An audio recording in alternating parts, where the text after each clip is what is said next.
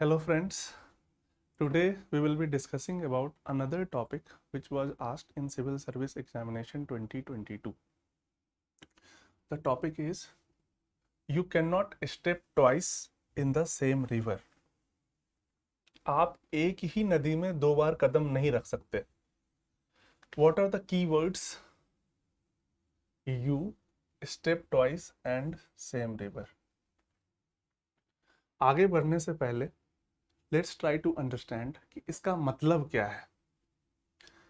In fact मतलब जानने से पहले ये समझें कि इसमें क्या क्या हम डिस्कस करने वाले हैं. सबसे पहले कोट का क्या मतलब है, फिर कैसे शुरुआत करें, ऐसे कि कोई स्टोरी कोई एनेक्डोट इससे शुरुआत करेंगे, फिर कोट को एक्सप्लेन करेंगे, how to embrace and influence change, फिर कोट का सिग्निफिकेंस क्या है, how it is relevant today हमारे लिए, उस पर ध्यान देंगे. नेक्स्ट, क्या कोट का कोई काउंटर व्यू भी हो सकता है, या ऐसे भी सिचुएशंस हैं जब सिमिलर सिचुएशन हमारे जीवन में आती है, तो उसके बारे में बात करेंगे. And then we will conclude, and in conclusion we will try to link introduction with conclusion. Basically जो ये एनेक्डोट है, जहाँ से शुरू किया था वहीं पे ख़त्म होगा. So basically this will complete the ऐसे. ऐसे को हमें कंप्लीट कर देना है, लूप को क्लोज कर देना है. जहां से शुरू किया था जिस स्टोरी से, उसी स्टोरी से हम इसको खत्म करेंगे. तो this is the brief how we are going to proceed in this essay. Let's start.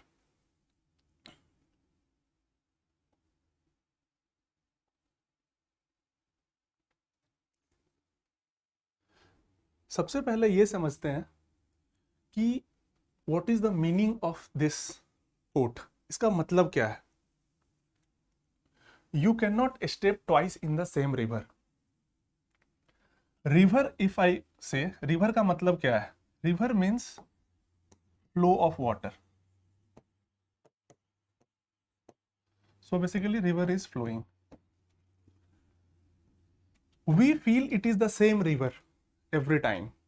पर अगर आप कोई भी क्रॉस सेक्शन लीजिए, कोई भी एक हिस्सा लीजिए रिवर का, you will realize that this water of which river is made, it is continuously flowing.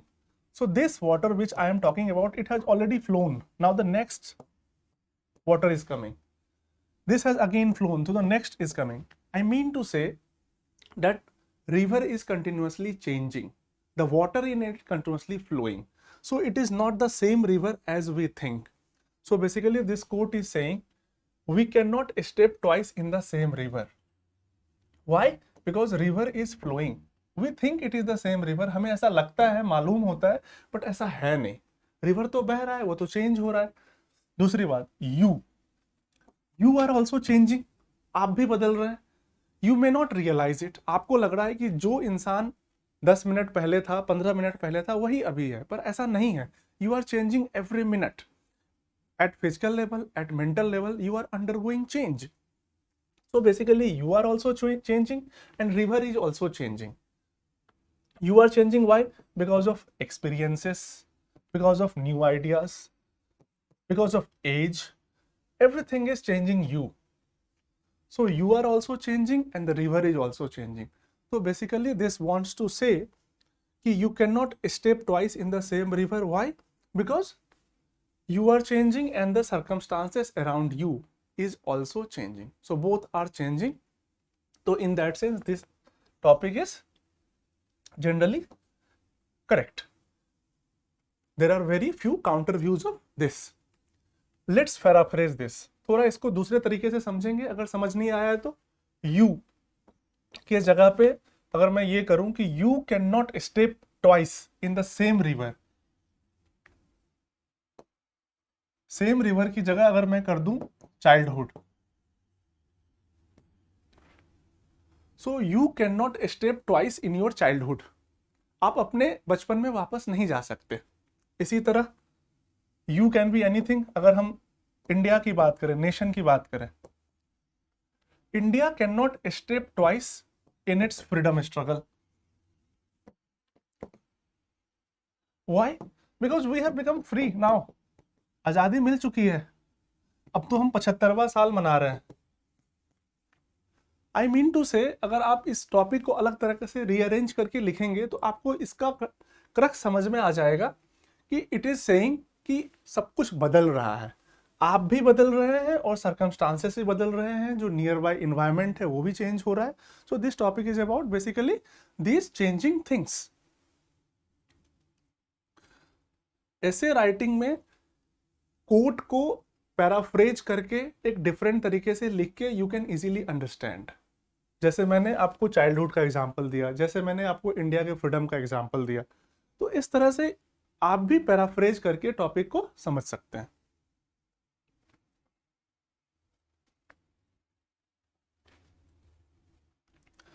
अब देखते हैं इस कोट का क्या मतलब है. Why we can not step twice. हम क्यों ऐसा नहीं कर सकते? जैसा कि मैंने आपको बताया, as I told you, change is the only constant. Change is inevitable. Everything around us is changing. Both the individual and the environment, both are changing. So if both is changing, no one is remaining the same. So you are also changing, river is also changing. I mean to say the circumstances around you are also changing. This is in line with Buddha's doctrine of impermanence. Buddha का जो doctrine है इंट्रांजियंस का, इनपरमानेंस का, it is in line with that. तो आप इसके बारे में भी यहाँ पर चर्चा कर सकते हैं कि कुछ भी सेम नहीं रहता. अब देखते हैं ये कहां से लिया गया था. It was taken from a quote of Heraclitus. What is says, no one ever steps in the same river twice. कोई भी आदमी सेम रिवर में 2 बार नहीं कदम रखता. क्यों? It is not the same river, it is not the same man. जैसा मैंने आपको बताया, रिवर भी बदल रहा है और आदमी भी बदल रहा है. We may not feel it in short span of time. छोटे समय में हम देखेंगे तो हमें ऐसा लगेगा कि ये तो सेम आदमी था, पर सेम आदमी नहीं है. अगर हम लंबे फ्रेम में देखें तो चाइल्ड एडल्ट बन गया है, एडल्ट ओल्ड बन गया है. ये पूरा एक चक्र चलता रहता है. तो इसलिए चेंज होता रहता है. कई बार हमें पता चलता है, we may not be able to see it, it may not be clearly visible, sometimes it may be visible. तो this is the meaning of this quote. So first work is done, that is understanding the quote.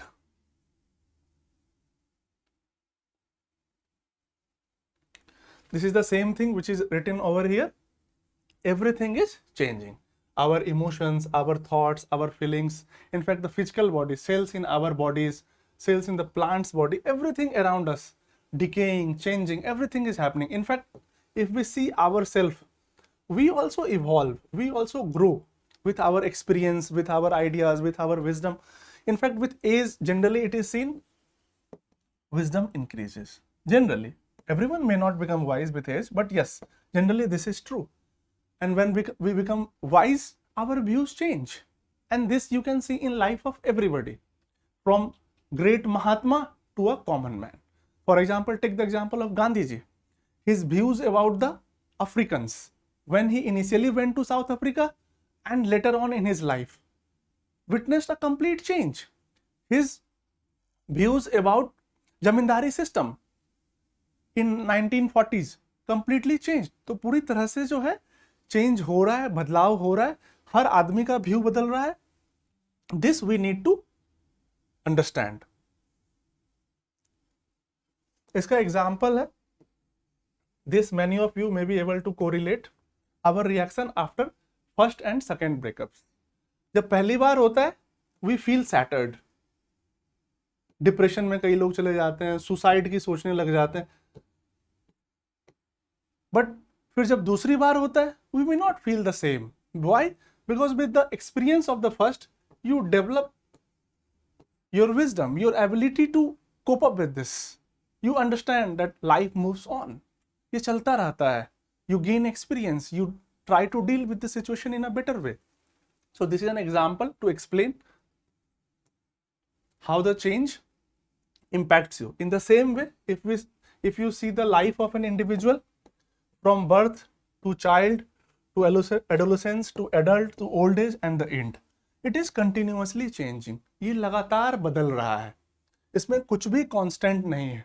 कई बार ऐसा होता है, many times this happen, कि किसी को हमने बहुत पहले देखा था, 10 साल पहले, 15 साल पहले हमने किसी को देखा था। जब वो 15 साल के बाद मिलता है, हम बोलते हैं ये तो वही आशीष है। अरे वो आशीष नहीं है भाई, वो तो बच्चा था जो आशीष जिससे तुम मिले थे। अब तो वो पीएचडी कर चुका है। He is not the same, he has evolved, he has become more wise, he is earning. तो ऐसा हमारे साथ कई बार होता है कि वी फील कि वो सेम है, वो सेम नहीं है। तो बेसिकली ये टॉपिक का यही एसेंस है, दिस इज द मर्म, कि भैया you are also changing and the river or surrounding around you is also changing.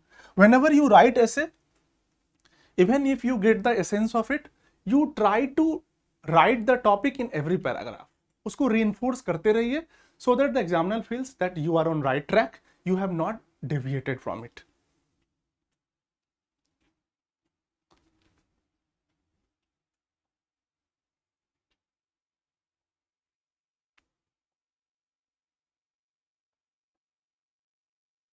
Now, beginning of the essay. How to start this essay? So generally, we can start with an anecdote, with a good story if we have. It can make a big difference in your essay because it will make your essay more interesting and engaging, and examiner will feel good about it. So this is a story from Ramayana. What is the story? As most of you would be knowing about the story of Ramayana, Ram was sent into the forest. So basically, बनवास चले गए थे Ram along with Lakshman and Sita ji. When Bharat came to know about the बनवास of Ram, he decided that he will go and to forest and persuade Ram to come back. जब वो जाते हैं भरत जी उनको परसुएड करने के लिए, समझाने के लिए, तो राम मना कर देते हैं। राम कहते हैं कि हम वापस नहीं जा सकते। क्यों?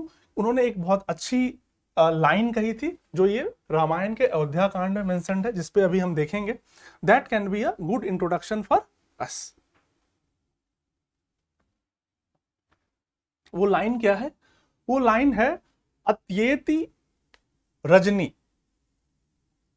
अत्येति रजनी या तुसान प्रति निर्वतित, विच मीन्स जो रात चली जाती है, the night which passes does not come back, जो रात बीत जाती है वो वापस नहीं आती है। वैसे ही जैसे यमुना का पानी जो समुद्र में गिर रहा है वो वापस नहीं आता है। तो आप इससे देख सकते हैं कि जो ऐसे है उससे ये बिल्कुल ही कोट जो है सटीक है। A night that once passes does not return, like the waters of Yamuna that flow into the ocean do not flow back. तो कहने का मतलब यह है कि जो रात बीत जाती है वो वापस नहीं आती है। तो इसको किसने बोला? राम ने बोला। किसको? भरत को बोला। तो this is a good, this can be a good beginning. यहां से आप अपनी चीजें शुरू कर सकते हैं। अच्छा, एक चीज और भी, you need not to write this in Sanskrit, आप रोमन स्क्रिप्ट का यूज कर सकते हैं। इस तरह से if you are English medium student you can write like this. Sanskrit भूल जाइए। Even if you don't know this, no problem. आप सिर्फ ये बात लिख दीजिए, जो मीनिंग है, जो ट्रांसलेशन है उसका, हिंदी में, इंग्लिश में, जो भी मीडियम के हैं आप उस हिसाब से लिख लीजिए। बात बस इतनी है कि we need to convey our thoughts, जो भी हमारे पास इंफॉर्मेशन है इसको आगे हमें बढ़ाना है। तो this can be a good way to start this एसे।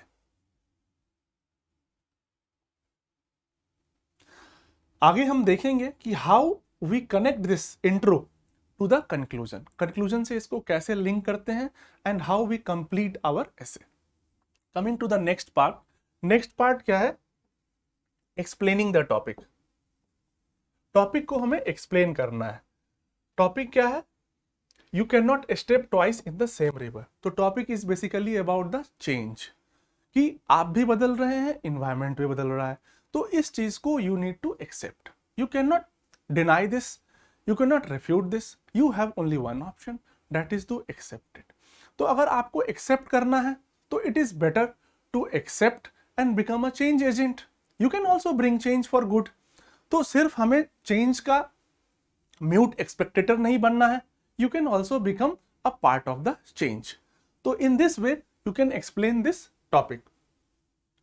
बुद्धा क्या कहते हैं? बुद्धा भी यही कहते हैं कि लोग इसीलिए सफर करते हैं क्योंकि वो चेंज नहीं होना चाहते हैं. They don't want to change and that is one of the biggest reason for their suffering. उनके सफरिंग का सबसे बड़ा कारण यही है. इनफैक्ट जो न्यूटन का लॉ ऑफ इनर्शिया है वो भी यूनिवर्सल है और वो भी यही कहता है, न्यूटन का लॉ ऑफ इनर्शिया, कि चेंज जो है वो मुश्किल है. लोग स्टेटस को मेंटेन करना चाहते हैं, जैसे हैं वैसे ही रहना चाहते हैं. तो you can use this things to substantiate your point कि लोग चेंज नहीं होना चाहते हैं, बदलना नहीं चाहते. अब देखते हैं कि how we can explain this topic. If we take an individuals life, अगर हम इंडिविजुअल के लाइफ की बात करें, टॉपिक क्या है? टॉपिक को कभी नहीं भूलना है. Always remember what has been asked. Topic is you can not step twice in the same river. तो अगर हम इंडिविजुअल के लाइफ में देखें तो उसके लाइफ में चाइल्डहुड है, उसके लाइफ में एडल्ट एज है, उसके लाइफ में ओल्ड एज है. तो ये सब चलता जा रहा है. तो हमारे पास क्या ऑप्शन है कि accept this fact that we are growing old. Then what? Based on the experience of life, develop wisdom, follow a learning centric life. अगर जीवन बदल ही रहा है, ये एक सत्य है, इसको कोई बदल नहीं सकता, तो अच्छा है कि उसको स्वीकार कर लीजिए. जीवन के बदलाव के साथ खुद को इंप्रूव कीजिए, अच्छी चीजें सीखिए, अच्छा पढ़िए, अच्छे आइडियाज डेवलप कीजिए, उसके एक्सपीरियंस से विजडम डेवलप कीजिए. तो in this way an individual can utilise his life. तो you need to always use the quote that you cannot step twice. In the same way, in case of individual, an individual cannot step twice in his childhood, cannot step twice in his adult age, cannot step twice in his old age. He can do it only once. तो better is जब आप एक ही बार कर सकते हैं तो उसको अच्छे से कीजिए. Have a examined and learning centric life. जैसे सोक्रेटिस ने भी rightly point out किया है, an examined life is not worth living. जो unexamined life है, it is not worth living. Means you need to introspect, you need to work on your mistakes, you need to accept your mistakes first, then you need to work on it to improve yourself. तो आप ऐसे Socrates का ये coat भी use कर सकते हैं. These type of quotes basically enrich your essays. Make a list of 100 such quotes which can be easily used in your essays here and there. In the same way, you can take example of India's foreign policy. अगर India के foreign policy की बात करेंगे, जब India आजाद हुआ था उस समय पूरे वर्ल्ड में there were two blocs. One was communist bloc, other was capitalist bloc. But India, because of its experience of colonialism, decided कि we will not align with any of the blocs. तो हमने किसी के साथ भी align नहीं किया and we followed the policy of non alignment. So basically we were a pioneer in NAM, जिसको नाम भी बोलते हैं गुट निरपेक्ष. तो हम नॉन अलाइनमेंट मूवमेंट का हिस्सा बने. बट ये कब की बात है? आजादी के समय, just after independence, just after freedom. That was one situation. Because India can not step twice in its freedom movement. Freedom एक बार मिली, अब हम उससे आगे आ गए हैं. आज की जरूरत क्या है? If you see the present, this is how you have to show in your essay the contrast, how you can not step twice in the same moment. India cannot step twice in the same moment. First is freedom, second is the present. If we see the present, our national interest demands that depending on our need, depending on our interest, we align with either the West or the Russia, depending on our need. जैसे we are part of SCO, we are part of BRICS. These are what? These are basically groups in which we are taking part, and in this China is also there, Russia is also there. On the other hand, if we say we are also part of Quad, which is led by US. So basically we are trying to balance both blocks. Why? Because this is in our national interest. So this is called strategic autonomy. This policy was not much relevant when we became independent, but this is relevant now. So you have to present both situation and explain in this way that India cannot step twice in its freedom moment. India cannot step twice again in this moment which is going on. So it is what we have to do. We have to do what is best for us and that is our national interest. तो इस तरह से हमें topics को explain करना है, चाहे हम इंडिविजुअल का एग्जाम्पल लें, चाहे हम देश का एग्जाम्पल लें, चाहे हम वर्ल्ड का एग्जाम्पल लें, किसी का भी एग्जाम्पल लेके हमें अपने टॉपिक को कभी भी नहीं भूलना है. The topic is definitely about change, but then you have to use the words which are written in the topic again and again to look like you are writing relevant things. You do not deviate from the topic. इसी तरह से we can talk about the COVID-19. If you see the world, one is pre-COVID, one is post-COVID. World cannot step twice in that moment. You cannot go back in pre-COVID moment. You cannot even go back in COVID moment. This is after COVID we are living, and this is suppose COVID. So every moment, every time is different. World is changing and so is the time. See, like I said, for river, it is flow of water. In the same way, for life, it's flow of time.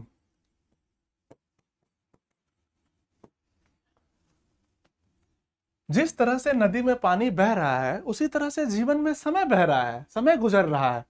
तो you cannot go back in time. This is what Stephen Hawking also talk about in his book, The Brief History of Time. He talks about the linearity of time. Time वापस नहीं आ सकता. It can only go in one way. तो इन the same way Covid के case में भी हम इस चीज को डिस्कस कर सकते हैं कि कोविड से पहले का मोमेंट है, कोविड से बाद का मोमेंट है. We can not, the world, in fact this is example for world can not step twice in the COVID moment. So what we should do during COVID? We already did what we could. हमने social distancing पे काम किया, हमने vaccination पे काम किया, हमने सबको मास्क लगवाया, लॉकडाउन किया. Why? Because that was the need of the hour. In the same way, if we go 100 years back, उस समय भी आया था स्पेनिश फ्लू. उस समय के रिस्ट्रिक्शंस अलग थे. तो इस तरह से आपको कंपेयर करते रहना पड़ेगा कि जो अभी कोविड के समय काम किया, हो सकता है पिछला जो पैंडेमिक हुआ था उसमें एग्जैक्टली सेम चीज नहीं हुई थी, पर अभी हमने उस चीज को किया है क्योंकि अभी उसकी जरूरत थी. अब देखते हैं कि हमने चेंज से करने के लिए क्या किया, चेंज से जूझने के लिए. तो अगर कोविड की वजह से अभी हम देख रहे हैं एडटेक इंडस्ट्री का ग्रोथ हो रहा है, इकोनॉमी में डिजिटलाइजेशन आ रहा है, पेटीएम, यूपीआई, ये सब अब ट्रांजेक्शन्स बहुत ज्यादा आ रहे हैं. क्यों? क्योंकि ये टच फ्री है. उसी तरह वर्क फ्रॉम होम का मॉडल चल रहा है हर जगह पे. वैक्सीन का इन्वेंशन हो चुका है. इंडिया ने इस मौके का फायदा उठा के वैक्सीन डिप्लोमेसी पे भी काम किया. ये क्यों ऐसा किया? क्योंकि ये मोमेंट वापस नहीं आ सकता था. तो जरूरी था जो मोमेंट चल रहा है उसमें अपना बेस्ट करना. तो taking this as an example, you can easily say कि world can not step twice in the COVID era. Now we are living in post COVID world. COVID के बाद, वैक्सीनेशन के बाद चीजें अब इंप्रूव होने लग गई हैं.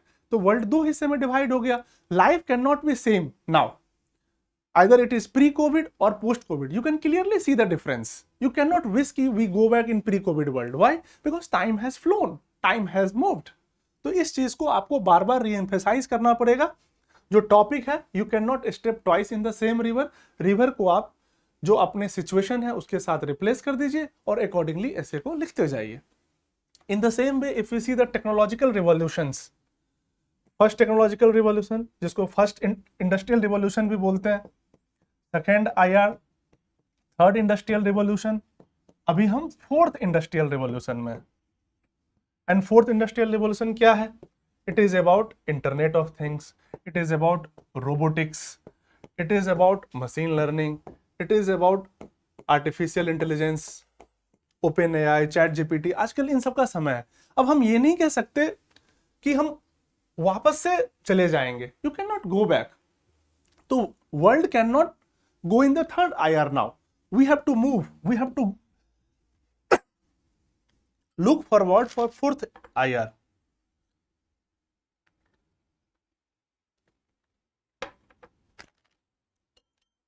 And if we have to do well in fourth industrial revolution, then what we should do?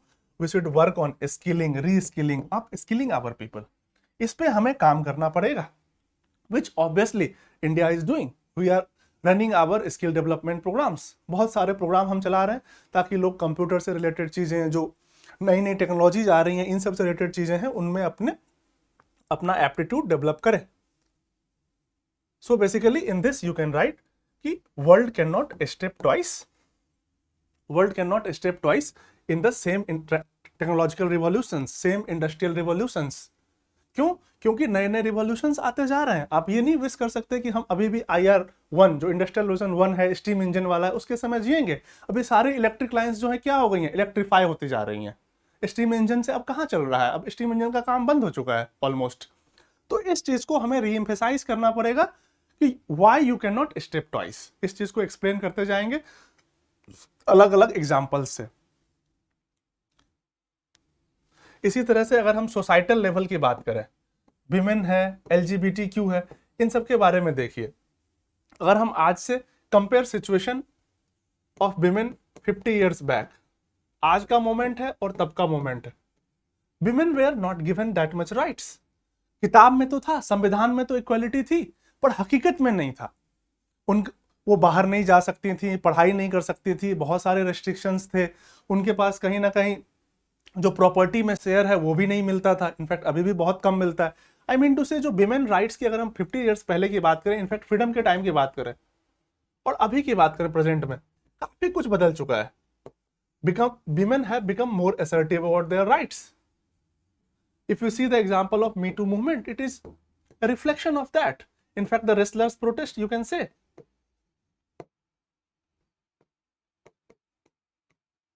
In fact, women are coming forward in the field, different fields. Like अभी armed forces का अगर हम देखें, they are now given entry into armed forces also. If we see the Sabrimala movement, they were allowed entry there also. तो इस तरह से हम बोल सकते हैं कि we can compare the two moments. पहले women का क्या हालत था, अभी क्या हालत है. Why? Well, we cannot step twice in the same river. So in the same way, you can say the conditions of women cannot be same every time. Time is changing as we are getting educated. लोग पढ़ रहे हैं, समाज का mindset बदल रहा है, महिलाएं हर फील्ड में अच्छा कर रही हैं, तो उसकी वजह से they are getting more opportunities. तो this you have to re-emphasize again and again. Topic को नहीं भूलना है. Don't forget the topic. In the same way, if we see the LGBTQ, if we go 20 years back, किसने सोचा था LGBTQ community would be fighting for their rights? In fact, they got section 377 declared unconstitutional, illegal. आज same sex marriage की बात हो रही है. हो सकता है कुछ समय के बाद इसको एक्सेप्टेंस भी मिल जाए. तो चीजें बदलते रहती है, समय के साथ चीजें बदलते रहती हैं, and we need to accept this. We need to do our part also in that. ऐसा नहीं है कि we should become mute spectator to that. We can also contribute to that change. Why we can not escape change. Change is a reality. जब reality है तो उसको स्वीकार करने के अलावा और उसमें अपना कंट्रीब्यूशन करने के अलावा we don't have other escape route. ये एक डायमेंशन हो गया. अब हम अगले डायमेंशन पे चलेंगे. अगला डायमेंशन क्या है? अगर हम सेम रिवर में दो बार नहीं कदम रख सकते, जैसा कि मैंने आपको एक्सप्लेन किया, through different moments, through comparisons about India, about world, about individuals, कि कैसे इंसान अपने चाइल्डहुड में वापस नहीं जा सकता है, कैसे वर्ल्ड प्री कोविड में वापस नहीं जा सकता है, कैसे इंडिया वापस अपने फ्रीडम मूवमेंट में वापस नहीं जा सकता है. क्यों? क्योंकि वो मूवमेंट्स पास हो चुकी हैं. जैसे अगर विमेन राइट्स का मूवमेंट है, अब वो वापस नहीं जा सकता है. It will only go forward. LGBTQ का है, वो वापस नहीं जा सकता. टेक्नोलॉजी के डेवलपमेंट का है, it is changing so fastly, it can not go back. हम ये नहीं बोल सकते कि जो पुरानी वाली चीजें हैं वो अभी भी हम करें. तो we need to accept this and accordingly we need to work on this. तो पहले तो यू एक्सप्लेन्ड कि इस टॉपिक का मतलब क्या था. अब क्वेश्चन ये है कि if we can not step twice, then what should we do? What should we do? हम करें क्या फिर? एक सिंपल सा सवाल आता है कि अगर हम बदलाव के साथ कुछ कर नहीं सकते, उसको एक्सेप्ट करना ही पड़ेगा, उसका पार्ट बनना पड़ेगा, तो हम फिर करें क्या? आप जो प्रेजेंट मोमेंट है उसका बेस्ट यूज कीजिए। Why? Because that moment will not come again. अगर वो मोमेंट वापस नहीं आएगा तो इट इज बेस्ट कि यूटिलाइज इट प्रॉपरली। तो this is one significance of this topic. And what is mindfulness? Mindfulness is about basically awareness और attention of present moment. For example, if I am teaching now, I should be completely aware कि what I am doing. If I am aware about this, then only I can give my best. अगर आप अभी पढ़ाई कर रहे हैं तो you should completely focus on that only. Don't do other things at that point of time. तो अगर आप ऐसा करेंगे तो आप अपना बेस्ट दे पाएंगे। इनफैक्ट बुद्धा क्या कहते हैं? Buddha says individuals either live in the present either live in the past or they live in the future. They don't live in the present. So if they don't live in the present, it becomes a cause for their suffering. तो एक तो suffering का कारण तो बनता ही है, plus हमारी productivity भी कम होती है। If we do not live in the present moment, अगर हम काम कुछ और कर रहे हैं और सोच कुछ और रहे हैं, तो उससे क्या है कि हम अपना बेस्ट नहीं दे पाएंगे। We will not be able to contribute our best. So we should try to live in the present moment, because future depends on the actions which we are taking in the present. तो but एक चीज और भी है, जो past है we can definitely take help of past. जो past के experiences हैं, जो past के mistakes हैं, जो past की चीजें हैं, उससे we can definitely learn accordingly. We can plan ourselves, we can strategize ourselves, but when we are doing something, do it to the best of your capability. आप उस समय अपना टाइम वेस्ट नहीं कीजिए, because time and tide waits for none. So this is one significance of this topic. So one dimension can be on this. See this is थोड़ा हिंदी में, वो हिंदी का है लेकिन थोड़ा दिख नहीं रहा है ढंग से। बेसिकली दिस इज ये लम्हा मैं जी लूं जरा, एक फेमस पुराना गाना है। तो this is what all of us to do. जो लम्हा अभी गुजर रहा है उसको अच्छे से व्यतीत कीजिए, उसको अच्छे से जिए। अगर आप अपने फैमिली के साथ बैठे हैं और मोबाइल चला रहे हैं, you are not living in the present moment. जो मोमेंट है वो वापस नहीं आने वाला है। ये अक्सर हम लोग विटनेस करते हैं। हम कहीं भी जाते हैं मीटिंग के लिए, आजकल जो स्थिति हो गई है, मोबाइल एडिक्शन इतना ज़्यादा हो गया, सोशल मीडिया इतना ज़्यादा हो गया, people are busy in that, so they are unable to utilise the present moment to the full of their capabilities. उसके बाद में आप रिग्रेट करते हैं कि मैं तो मिलने के लिए गया था पर ढंग से मिल भी नहीं पाया। तो this is the significance of this topic. You can give examples. आप पर्सनल एग्जांपल्स दे सकते हैं। एग्जाम में आपको एग्जांपल नहीं देना है, ये बस समझाने के लिए बताया है। अगर आप सिविल सर्विस एग्जाम की प्रिपरेशन कर रहे हैं तो you should not think much about the past setback. आप उससे लर्न कीजिए, और जो अभी आपका प्रेजेंट अटेम्प्ट है, जो प्रेजेंट अपॉर्चुनिटी है, उस पर सबसे ज्यादा फोकस कीजिए। अगर आपका प्रीलिम्स हो गया है, मेंस की तैयारी अभी अच्छे से कीजिए। अगर किसी का प्रीलिम्स नहीं हुआ है तो फिर अगले साल की तैयारी में जुट जाइए। डोंट वेस्ट दिस मोमेंट, क्योंकि ये मोमेंट वापस नहीं आएगा। इसी तरह अगर हम नेशनल लेवल पे करेंगे, तो अगर हम इंडिया की बात करें तो let's paraphrase this topic. India can not step twice in this demographic transition event. क्यों? क्योंकि जो डेमोग्राफी है इंडिया, जो डेमोग्राफिक डिविडेंड जिसकी हम बात करते हैं, ये बहुत नैरो विंडो है, 10, 15, 20 साल का विंडो है। 2040 के बाद ये डेमोग्राफिक डिविडेंड कम होने लग जाएगा। तो this is the moment India has, that demographic transition का जो मोमेंट है, we must utilise it properly. We must make the most of our demographic dividend if we have to become the economic power house. तो इस तरह से we need to link it properly. In the same way if we see the world, global level पे अगर हम बात करें, climate change, all of us know climate change is the most severe threat to humanity at present. सबसे बड़ा pervasive और severe threat है climate change, and this is the moment world has. If we do not act in this 10-20 years, nobody knows what is going to happen. This climate change may become irreversible and all of us will be doomed. तो ये हमें समझने की बहुत जरूरत है कि जो प्रेजेंट मोमेंट है उसका आप बेस्ट यूज कीजिए। थ्रू दीज एग्जांपल्स आप समझा सकते हैं कि world can not step twice in this moment of climate change. Climate change जो हो रहा है इसको रोकना बहुत जरूरी है। अगर हम इसको नहीं रोकेंगे, if we do not do anything to stop this, हो सकता है कि वर्ल्ड खत्म हो जाए। हो सकता है कि सारी चीजें खत्म हो जाए, हो सकता है कि टेम्परेचर का जो राइज है, अभी हम 2 डिग्री की बात कर रहे हैं, बढ़ के 3-3.5 डिग्री पहुंच जाए, जैसा कि आईपीसीसी रिपोर्ट बता रही है। तो we need to act on this, जो प्रेजेंट मोमेंट है उस पर काम करना पड़ेगा। इसमें आप बता भी सकते हैं कि काम हो भी रहा है। जो पेरिस क्लाइमेट समिट हुआ था, COP26 जिसको बोलते हैं, या फिर इंडिया भी जो है रिन्यूएबल एनर्जी के फील्ड में काम कर रहा है। जो लाइफ मूवमेंट है, लाइफ स्टाइल फॉर एनवायरमेंट वाला जो इंडिया ने लॉन्च किया है, our prime minister have launched, that is a step in this direction, कि हम अपना एक ऐसा लाइफ स्टाइल बनाएं जो सस्टेनेबल है। तो you can also try to link the current affairs things with the essay topic, but आपको हमेशा एसे टॉपिक के साथ रहना है, आपको भटकना नहीं है इसमें।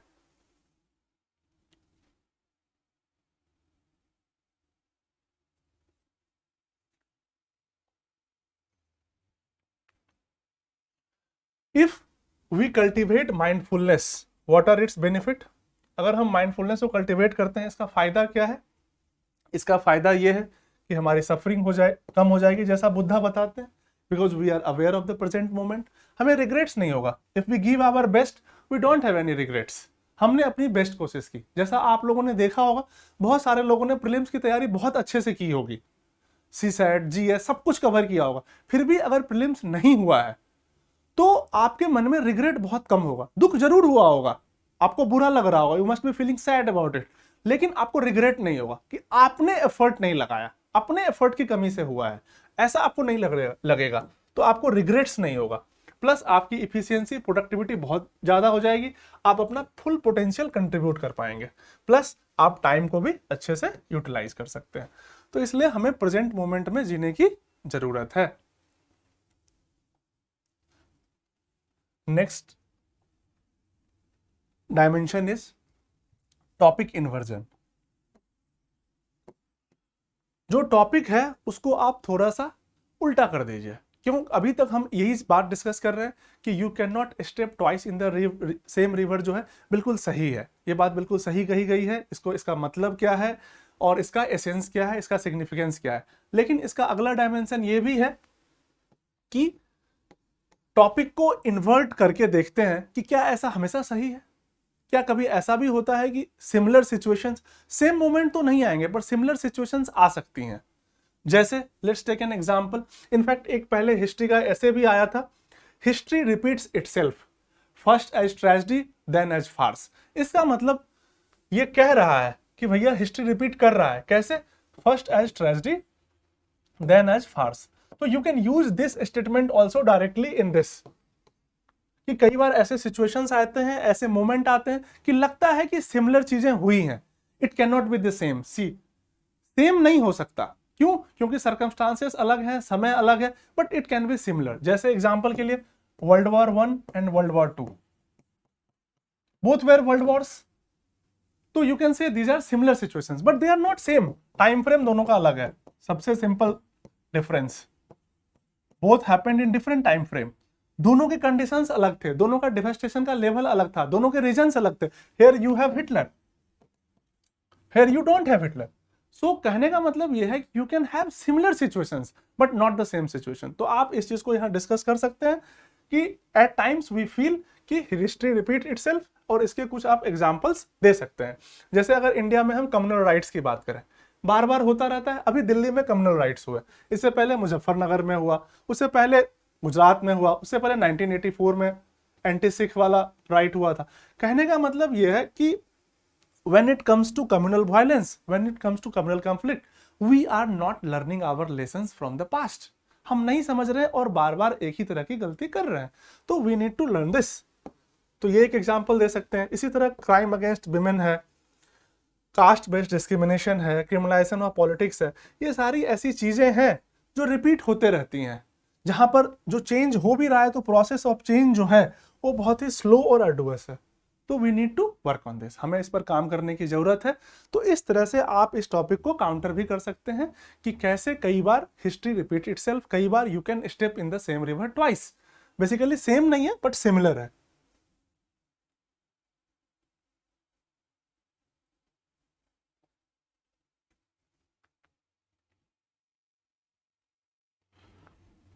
Now coming to the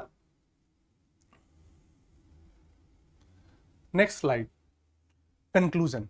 As I told you earlier, we need to link our introduction to conclusion. पर conclusion से पहले you can summarize your essay. अभी तक आपने जो भी लिखा है उसको you can definitely summarize at individual level पे, at national level पे, इंडिया के लेवल पे, at world level पे. जो भी चीजें हमने देखी, कैसे we cannot step twice in the same moment, and what is its significance? Its significance is we need to utilize the present moment well. तो इस बात को आप यहां पर कंक्लूड करने से पहले इस पूरे ऐसे को समराइज कर सकते हैं. समराइज करने के बाद what is the next thing? Next thing is conclusion. Conclusion में आप क्या कर सकते हैं? कंक्लूजन में आपको लिंक करना है जो हमने स्टोरी शुरू की थी. We started with a story from Ayodhya Kand of Ramayan. उसी स्टोरी से हम एंड करते हैं. स्टोरी को हम इस तरह से लिखते हैं, if Ram had realised this and gone back with Bharat, he would never have become Maryada Purushottam. वो अयोध्या के राजा बन सकते थे, हो सकता है बहुत अच्छे राजा बनते, बहुत प्रतापी राजा बनते, बट वो कभी भी मर्यादा पुरुषोत्तम नहीं बन पाते. जो 14 साल का वनवास था, जो उस समय के चैलेंजेस थे, जो रावण के साथ लड़ाई थी, ये सब इसीलिए हुई because he realised that change is inevitable. और उस चेंज के लिए उन्होंने अपना जो पिता का आदेश था उसको अपना ड्यूटी माना. Being a obedient son, he followed that path of dharma, whatever his perceived dharma was, and went ahead. And it was only because of that he became Maryada Purushottam from Ram.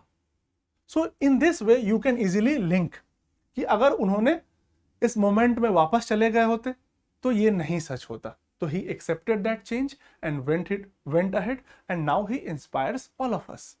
For that thing, if we see the life of all the great personalities like Gandhi, like Buddha, like Mahavir, all were like this. They embraced change. They went into uncharted territories, and that's why they became Buddha, they became Mahavir, they became Gandhi, they became Mahatma. So you need to emphasize on this. So basically that's all for today. This is all in this essay. We'll come up with next topic next time. Thank you.